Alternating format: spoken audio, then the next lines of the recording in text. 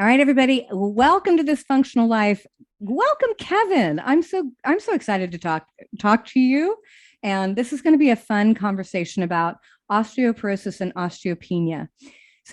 Before I get started and start asking a lot of questions and we start rapping about bone density, I want everybody to tell your story because I'm sure some people are probably like, "Why is this handsome young man up here talking about bone density?"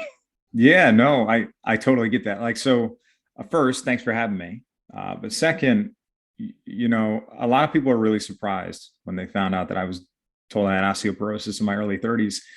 And for me, my health journey started a long time ago. It actually started before I was born. So when my mom was 5 months pregnant with me, my father was told he had cancer. And 2 months after I was born, he passed away. He was 35 years old at that point in time. And my entire life, I always had this fear that I was going to follow in his footsteps to an early grave. And, at a time when I was still struggling with all these other health issues in my late 20s, autoimmune disease, low energy, fatigue, hormone issues, just a whole host of other things. And on top of that, celiac disease and malabsorbing nutrients for many, many years, when I was told I had osteoporosis. And I thought my fate was going to be the same as my father. And I had, two young kids, or actually I had a young daughter, a son on the way. And I was just devastated, absolutely scared, terrified. And I was just trying to figure out what I was going to do to actually improve my health and improve my bones. And it was through this process and this struggle of doing the reading and the research where I really came to find it's usually not the average 30-year-old male, who's trying to figure out what they need to do to improve their health and improve their bones. It's usually the woman in their 50s, their 60s, sometimes their 70s too, that are trying to figure this out. And the prescription that's laid out for them is calcium, vitamin D, walking, and a bone medication. And that was kind of the same for me too. Bone drugs and fracture were my future. And really, there's a lot more to it than that. Once I figured out what I needed to do to improve my health and my bones, I decided I was going to make that career path and help other people. I became a health coach, obviously put together some programs and did all that great stuff and put together bonecoach.com. So that's kind of what we do now. That's awesome. I think it's so true, and particularly this arena, the functional medicine sort of holistic health arena. The unfortunate part is most of us all come to it because of our own personal struggles or our family members' struggles. But I guess Yeah. the good thing is we go through it so we can then therefore help others for sure. So let's make sure that all of my listeners really understand what osteopenia and osteoporosis is, because I think it's not really talked about. It's kind of this throwaway sort of diagnosis that pops in when you're a postmenopausal woman, usually by shock. And so I want to make sure that people really get what it is. Yeah, absolutely. So osteoporosis literally means porous bone. And it's characterized by either not enough bone formation, excessive bone loss, or it's a combination of the two. And in osteoporosis, both your bone density and your bone quality are reduced, which that increases your risk of fracture. And the way you find out you have osteoporosis is through what's called a DEXA scan. That's dual energy X-ray absorptiometry. It's a painless test, kind of like an X-ray, but very low levels of radiation. You lay down on this machine, it does a scan, and the scan tells you your bone mineral density. So the actual mineral content of your bone. And then it generates a score. And the score is called a T-score. And a T-score is telling you how much your bone mass differs from the bone mass of an average healthy 30-year-old adult. So if you have a score of 0, then that's going to mean that your bone density is equal to the norm for that healthy young adult. If it's +1, -1, still considered normal or healthy.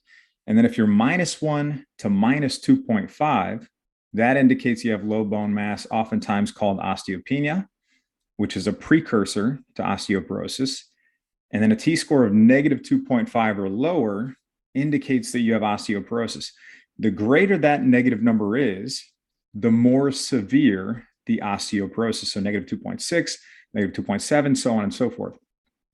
Most women are going to get these scans done by the time they're in their 50s and 60s as a check in the box. The doctor is going to order them, but usually that's too late, right? So usually what I recommend is, even if you're in your 30s, your 40s, or your 50s or 60s, you still haven't had one, go get one.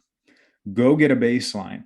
Because, and also, even if you knew somebody who had osteoporosis in your family too, and you may just be avoiding getting one because you don't want to know, that's probably not a good approach either. So I always recommend people go get that information so we have the objective data. Absolutely. And I think it's a travesty. We could probably spend at least 40 weeks talking about what's wrong with the healthcare, particularly in the United States. But the fact that I can be on the phone with a woman who is 60 years old and hasn't even been screened for osteoporosis because somebody failed to hit the checkbox because we don't have a preventative model of medicine. But I think there's some caveats too to getting a DEXA scan. I know that like it depends where you're getting it done and the ability of the technician. We have a bone density scanner in our office, and it is literally down to the technician and their ability to actually run that machine and do the measurements properly. So that's really important. I'm sure you see that a lot in the women that go through your program. Yeah, a good percentage of time, there are also errors in positioning and interpretation in your results. So your result may not actually be your result. So it's important to make sure not only that the test is done correctly, but also that the person who is interpreting the test knows what they're doing also. So that's super important. Yeah, that's super important. I know I encourage them, especially if it looks like it was really done well, is to make sure you use the same place, the same technician, which is often going to be sketchy in really large medical environments, but it's important. Now, there's also the trabecular scan. Can you talk a little bit about that as well? Because nobody talks about that. Yeah. So what we just talked about was usually when people are diagnosed, they got a DEXA scan. That's kind of the gold standard for understanding your bone density. Now, bone density is only part of the picture when it comes to bone strength. Bone density tells you how much bone you have, the actual mineral content of your bone. Bone quality tells you how is that bone organized, the actual microarchitecture, the structural integrity, how is that laid out? That is bone quality. Those two things combine to create bone strength. So when you only get a DEXA scan, if that's all you had, you only have part of the picture. Now, how do you understand bone quality? There are a couple of different ways. Some of them include radiation. Usually we prefer to not use those ways. So the ways without radiation would be a trabecular bone score. Okay. This is a software that is an add-on to the DEXA. You can, there's a company called MetaMaps that they have this technology, and they can give you a list of some of the places that actually do this in the US. Not all offices and not all DEXA scans have it and do it. Sometimes it's because of reimbursement. Sometimes it's because it adds another layer of interpretation that needs to be done. But basically what this does is it's going to tell you what your bone quality is. And that's a great measure. There's also another technology that's widely used in Europe, but it's still growing inside the US. And basically this is called, it's just starting out inside the US. So there's only a couple locations at this point at the time of this recording, but it's called REMS, radio frequency echographic multispectrometry technology. And what this does is it uses an ultrasound technology to help you understand your bone density, your bone quality, and then 5-year major osteoporotic fracture risk. So that's another tool that probably not too available right now, but may be available in the future. That's great. So, for those that might have access to either one of those secondary options, that helps to give you more data. Because I think that's the challenge, is a lot of times there's not enough information given and not enough checkpoints to kind of determine, now that I've figured out I have a bone density problem, how do I know I'm fixing it? Right? It's a long game. And that's super, super important. So what a lot of people don't realize is when you are told you have osteoporosis, it does not automatically mean right now you are actively losing bone. So that's super important. And I use the metaphor of a bucket to kind of help people understand this too. Um, like if you imagine you have this bucket, the bucket represents, like the water within the bucket represents your bone mineral density, the measure of how much bone you have. The bucket represents your body. And imagine that bucket has a small hole in it with a really tiny leak. And over time, over years and years, that water level gets lower and lower and lower until one day you realize you have low bone density. You get that test done and you're told you have osteopenia and osteoporosis. And you're shocked, right? Either you had a bunch of health issues and that's why you went and got the DEXA scan, or you're eating healthy, you're working out, you're active, you go and get this test done, and then you find out you have osteoporosis. And a lot of times that immediate reaction is, let me do something right now. And you may be at a point where your physician is recommending to take a bone medication before you have any other objective data. So what we have to first understand is your bucket still losing water? Are you actively losing bone? That's the first place we have to start. The test to help you understand that would be, it's a bone turnover marker, and it's called a serum CTX, a CT low peptide test. There's also another one called the urine NTX. Those two tests can help you understand the activity level of cells called osteoclasts that are breaking down bone. So they're going to release these collagen bone protein fragments, and that's what's being measured. And if that activity level is really high, that's going to be an indicator of active bone loss, and it can be. So super important to have that information first. And sometimes you may ask your physician for that test, and especially if it's a general physician, a general practitioner or primary care, they might not even be familiar with it. The endocrinologist might be familiar with it. Most functional medicine practitioners, Betty, I know you're familiar with this too. Like they're going to be familiar with those tests, but you have to have that information first. Yeah, because I know, some of the things that gets missed is if you look at other cultures. So, for instance, in Asian populations, the bone measurement calculations for bone density are different because of the difference in stature. Mm-hmm. And what I find, and I know this is true for you, is that many women that are in this situation in this program, they are small of stature, right? They have low BMI, they are a small person, they're petite, so they may not have ever had good bone mass to begin with. Yep. So their best at 30 years old was already in that range. And so being able to determine those bone turnover markers and see if they're actually still losing or if they're in some stability place, that makes a big difference, because that gives you at least a checkpoint against which to start looking at what's really happening.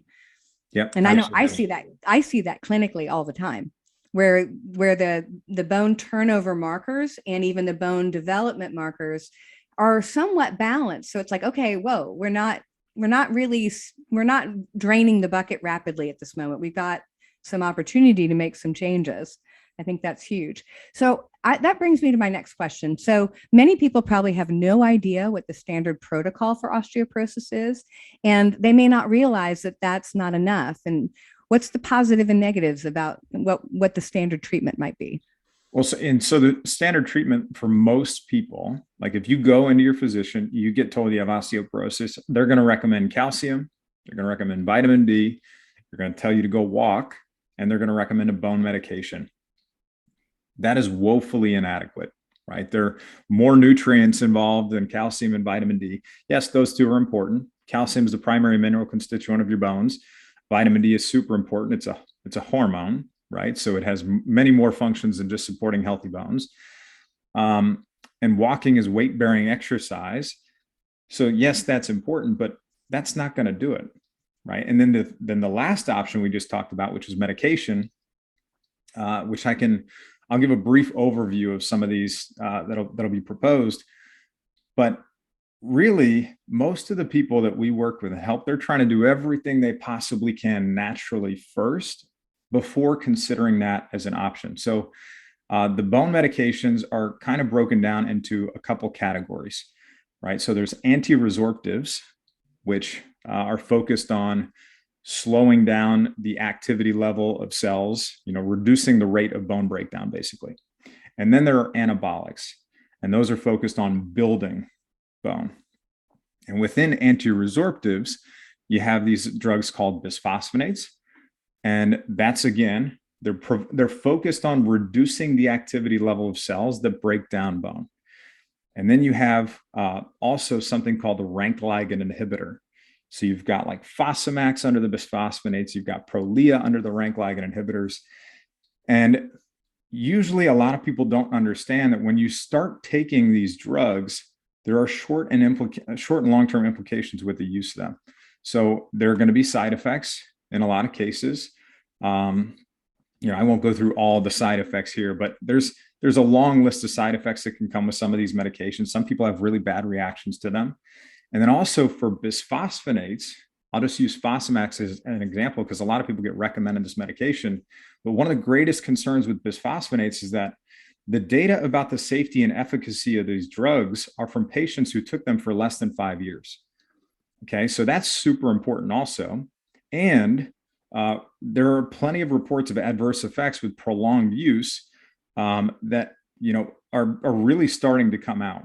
And the last thing I'll point out about bisphosphonates is that there's evidence that even though bisphosphonate therapy is effective at reducing bone breakdown, longer term, that may also cause this micro crack accumulation, which could ultimately lead to a loss of structural integrity and strength in the bone. Because as you're going about your day, moving around, doing activities, your bones are accumulating these tiny little micro cracks and fractures. Every single person, that's normal. And in order to build stronger, healthier bones, you have to have these cells, the osteoclasts, come in and scoop out that damaged, worn, weakened bone and fill it in right behind it with stronger, healthier bone by those bone building cells. That's a natural process for everyone. But what happens is when you reduce the activity level of those cells that break down bone, you are going to start to accumulate those micro cracks and fractures and things like that over time. And that can eventually lead to that old, damaged, worn, weakened bone being accumulated. So, and then there are some other drugs, that focus on building bone. A lot of times when you take those medications, you can only take them for a certain time period. And then you have to immediately follow it with another medication. Otherwise, you'll lose the bone that you had built up. A lot of people don't realize that when they start down that path. They're certainly not educated on that in about 15 minutes in a doctor's office. Right, right. And again, many times, we were talking about bone mineral density and strength. You might get on it what looks like on a DEXA scan, it looks better. I've got more bricks in my scaffolding, but it's going to be more brittle and still have equivalent fracture risk. Yeah. In many cases. Yeah. So that's super important. And especially when people are younger too, you really have to think about, like, if somebody's told they have osteoporosis in their 30s, their 40s, their 50s, and they're being told that a medication is their option. I mean, even in their 60s too, you need to evaluate that full picture. And that really comes into, I talked about the first thing you have to do is figure out if you're still actively losing bone. The next thing you have to figure out is, okay, if I'm still actively losing bone, what is contributing to that loss? Because a lot of times it is more than just hormones. And you've got primary osteoporosis, which is typically related to that decrease in estrogen in postmenopausal women. Estrogen has a protective effect on bone. When estrogen levels decrease, as they do during menopause, that's going to cause an increase in the activity level of those cells that are breaking down bone. But then there's a whole nother cause of osteoporosis called secondary osteoporosis. That's the category I fell into. A lot of people that I see that are younger too, 20s, 30s, 40s, 50s even, is where osteoporosis occurs as a result of behaviors, conditions, diseases, disorders, and medications. Okay. And most people, when they're unexpectedly diagnosed that young, they have or had a secondary cause. And we need to figure that out. And we can't just make the assumption that it's just hormones and we chalk that up to being, a postmenopausal woman. That's just not okay to do, which is what I hear a lot, when people go to their physicians. So Absolutely. So you started to bring this up. So we're talking about active bone loss and absorptive issues. So I want to talk a little bit about gut health and bone health because there's obviously a huge requirement between the two, right? Can't have good bones if you don't have a good gut. yeah, absolutely. So I always talk about how healthy bones are not built by what you're eating, they're built by what you're absorbing. And I know I talked about a bucket a second ago, but I'm going to use a different kind of metaphor here. If you think of our bodies and our bones as being like plants, in order to grow, they need nutrients in the right conditions, right? Most people focus so much on the nutrients, the salads, the smoothies, the supplements, they fail to consider the soil. Our gut is like the soil, and we absorb almost everything here. So when we take in food and supplements, we start to break that down into smaller pieces in our mouth. The food makes its way into our stomach where it's churned in this acidic mix to break it down even further. Then it makes its way to the small intestine, our soil. And this is where nutrients are broken down to their smallest form to be absorbed by us, the plants. But in order to absorb anything, you need roots in your soil, right? Our roots are called villi. They're these tiny little hair-like projections that cover our small intestine, and they're responsible for absorbing nutrients. They absorb those nutrients from the food you eat. Then they're shuttled throughout your body to heal cuts on your hand, rebuild stronger bones, grow your hair or fingernails, all those things. That job of the villi is so important that the total surface area they use to absorb nutrients is the size of a football field. How crazy is that, right? But if you've got poor digestion, your gut health isn't optimal, you're not going to properly break down your food, those nutrients aren't going to be available, and you're not going to have what you need to rebuild stronger bones. So you have to start with, are those nutrients making it to your soil? If you've got bloating and belching and burping, excessive gas, diarrhea after meals, or you feel like food is sitting in your stomach and stagnating for long periods of time, you could have low stomach acid, right? That's one. Age, stress, nutrient deficiencies, gut infections, all those things can contribute. And a lot of people take PPIs, proton pump inhibitors, to help with that. But like most people who take PPIs, you could be suppressing what little stomach acid you do have. And you need that stomach acid to break down your food and absorb your nutrients, amino acids, calcium, magnesium, B12, iron, all those things, which are super important for your bone health. So that's that's like one of the initial parts of that whole gut health picture. I mean, there's a lot more to it than that, but that's kind of the gateway moving into that. So along those veins, do you have any particular foods that you're like, okay, these are foods that anybody, even if maybe they don't know completely what their gut health is, so maybe they haven't had digestive stool testing and things like that. What are some things, if you could throw out and go, make sure these are in your diet? What would be your top couple foods? Oh, a couple ones right off the bat. Sardines, which a lot of people are like, oh my God, sardines. Don't even get me started. Don't even try them. But sardines, if you learn to love them, they'll love you right back. I promise you. Great source of protein.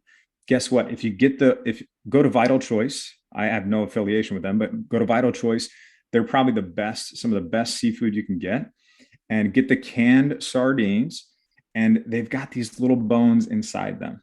Okay. And the bones have all the nutrients that you need to support your own healthy bones. So that's great. Then they've got omega 3s. Omega 3s help dampen inflammation.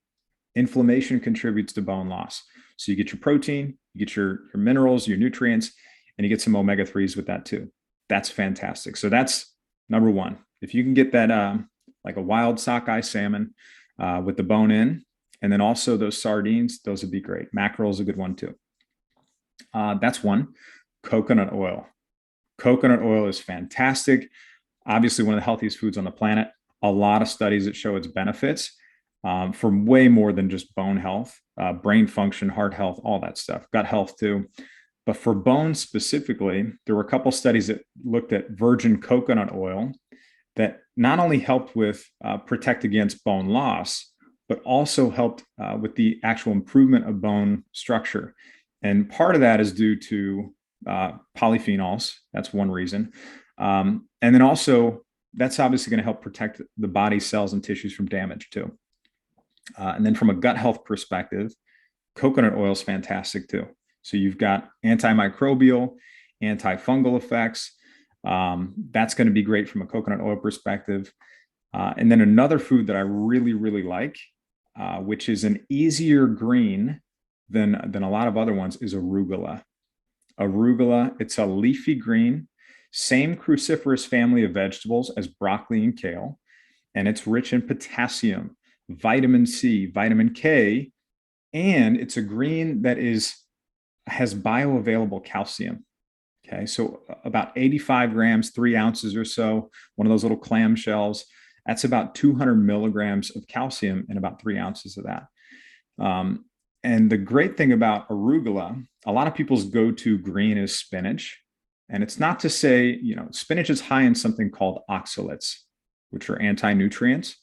And these can bind up bone healthy minerals like calcium and block their absorption. Arugula is not high in oxalates, right? So you can swap some of that spinach for the arugula, which is a great swap. And then one of the last foods I would talk about would be vitamin C rich foods are super, super important. Just vitamin C in general, key nutrient, can help again with a lot of different health issues, but for bone specifically, vitamin C helps to form blood vessels, cartilage, muscle, and even collagen in bones. Bones are made up of this collagen protein matrix upon which minerals are laid. And it's going to stimulate procollagen. It's going to enhance collagen synthesis, and it's going to stimulate alkaline phosphatase activity, which is a marker for bone building cell formation.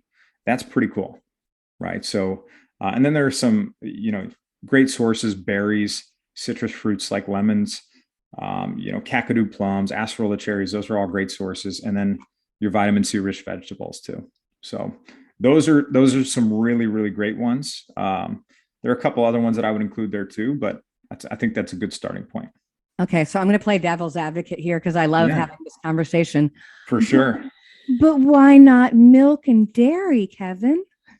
So a lot of times milk for a lot of people is inflammatory, number one, right? So if people can't tolerate dairy products and it's an inflammatory food for them, that's not going to be helpful. That's the first one. Cultured dairy is going to be the ideal form of dairy if that's even part of your dietary approach, if you can actually even tolerate it.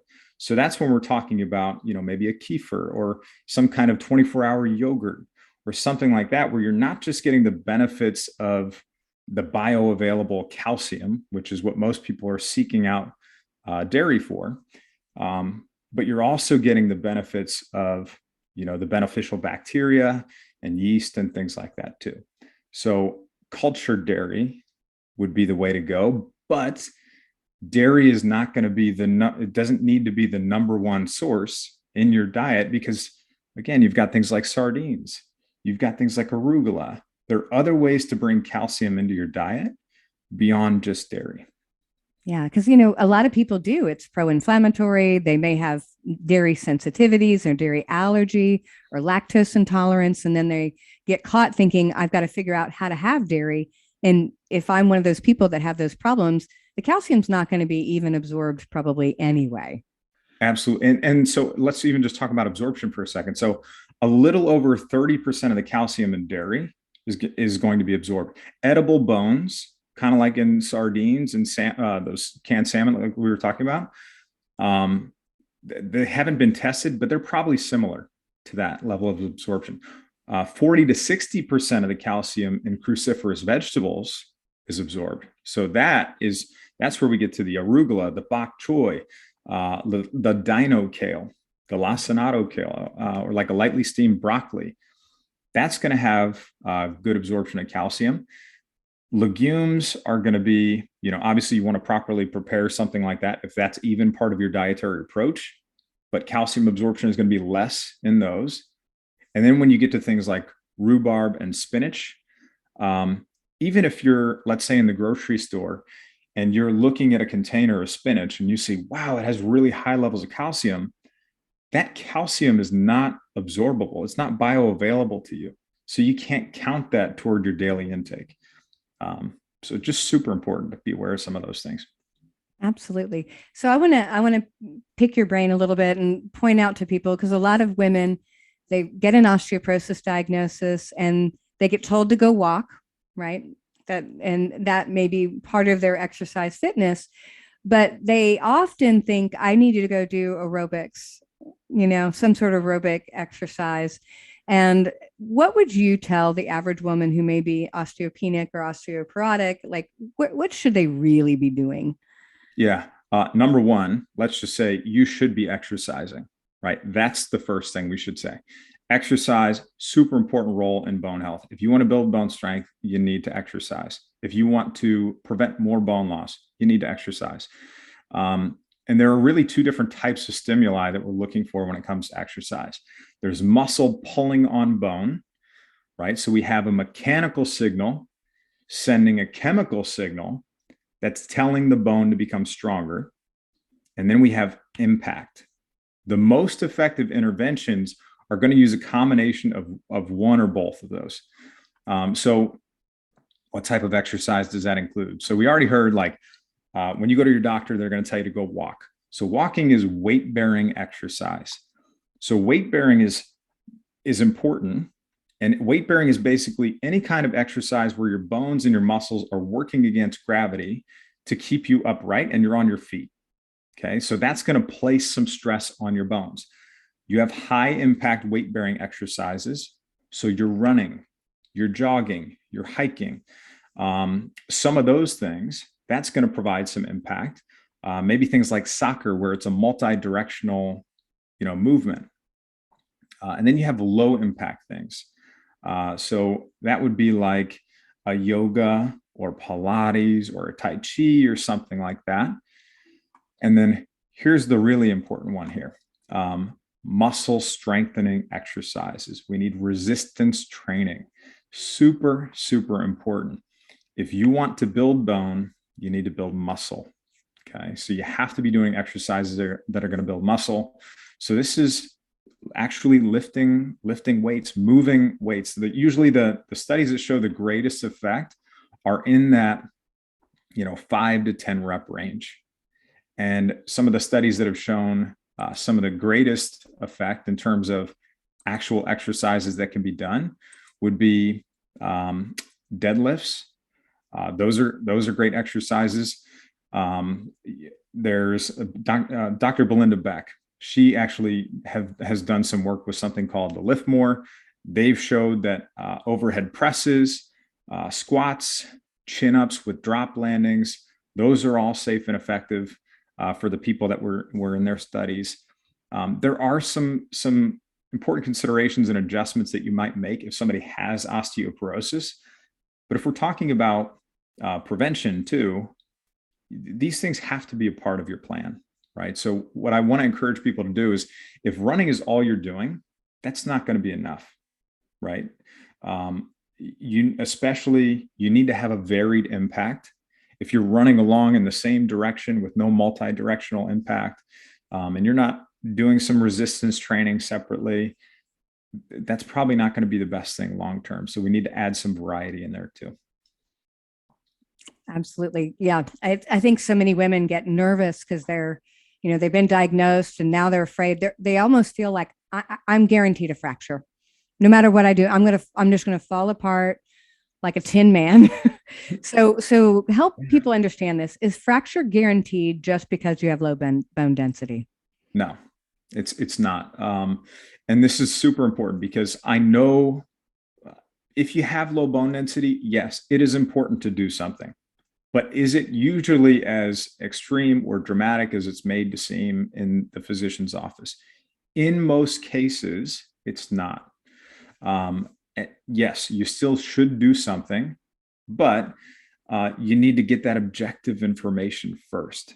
A lot of times, once people start getting that objective information, that's going to help calm your fears and help you really understand what's your fracture risk actually look like. If you understand what your DEXA scan is, and you've got your bone density, and then you get your bone quality, now we have another piece of data. And then we understand if we're still losing bone, okay, that's great.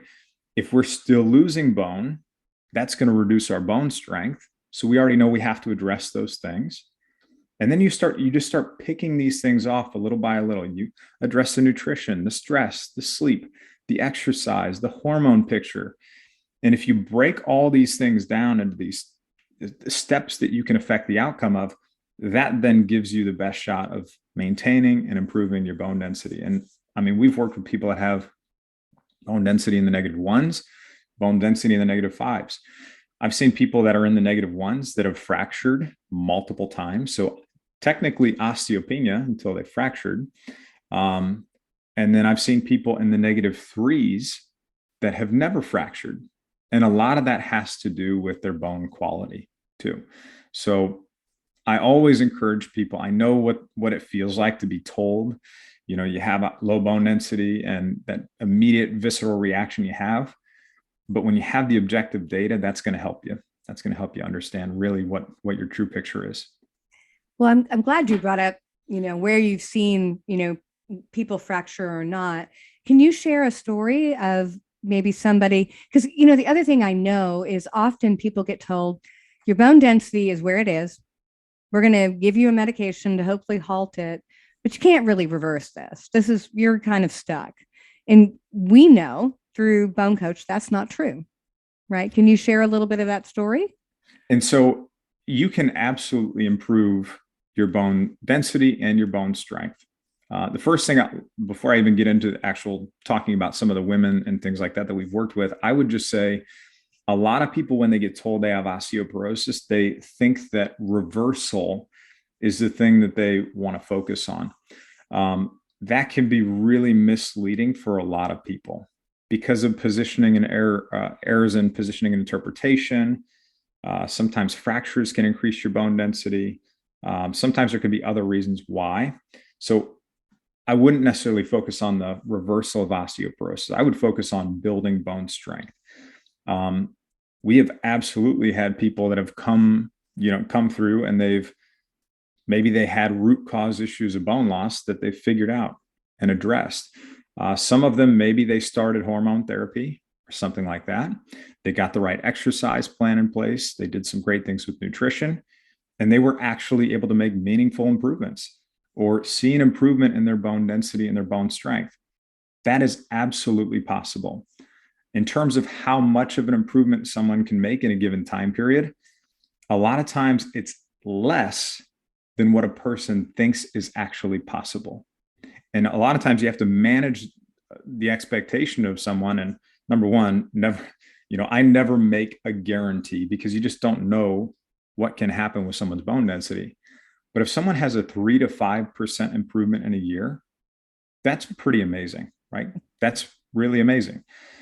Sometimes people have a greater expectation, and that might not be physiologically possible for them even at that point, especially if they're still losing bone. So, and we've had plenty of people come through, figure out root causes, address those things, get the right plan in place, and be able to slowly make improvement along the way. Exactly. So tell us, what's the stronger bone plan really look like? The first thing you have to do for anyone is number one, you have to identify and address any of those contributing factors to bone loss. Figure out if there's a hole in your bucket, address the holes. That's the starting point for everyone. So what does that look like? You need to understand the testing that you need. So work with a functional medicine, work with somebody like Betty, get your testing done. Figure out what root cause issues are still working against you right now. Understand where your hormones stand. Get all that objective data up front that you can use to make decisions. That's the first part. The second part is then you have to nourish your body. You have to restore the raw materials and nutrients that you need for stronger, healthier bones through diet, digestion, and absorption. You have to make sure you have the right inputs to produce stronger outputs. Yes, calcium, vitamin D, those are all important, but what about vitamin K, K2, magnesium, the omega-3s, your protein, all those other nutrients too that play into that picture. You have to get the right nutrients in the right amounts. You got to be absorbing those nutrients, so addressing gut health issues. And then those nutrients need to make it to the cell level. That's kind of that second part. The third part is you have to build strength of body. You've got to reduce your stress. You got to improve your sleep. High stress, chronic stress, that's going to reduce your bone strength. Poor sleep, that's pretty well documented. It will reduce bone quality, right? So we have to address that one too. And then exercise, you got to start actually doing, you got to move, but you got to move in a way that's actually going to help you build some muscle and bone strength too. When you address those things and you optimize those things, that's what's going to give you the best shot of improvement. That's awesome. That's awesome. So, Kevin, do you have something you want to share with my listeners? Yeah, totally. What, in terms of, well, number one, I can give them a free bone healthy recipes guide if they want that. I can absolutely, we can leave that in the show notes or something like that, a bone healthy recipes guide. But in terms of, I would just say on your journey to figuring these things out, if you already have osteoporosis or if you're struggling with any of your health issues right now, I would just say, be patient with yourself, be kind. The process that you're going through to improve your health it's never perfect, right? It's never going to be perfect, but progress is always going to be possible if you stick with it.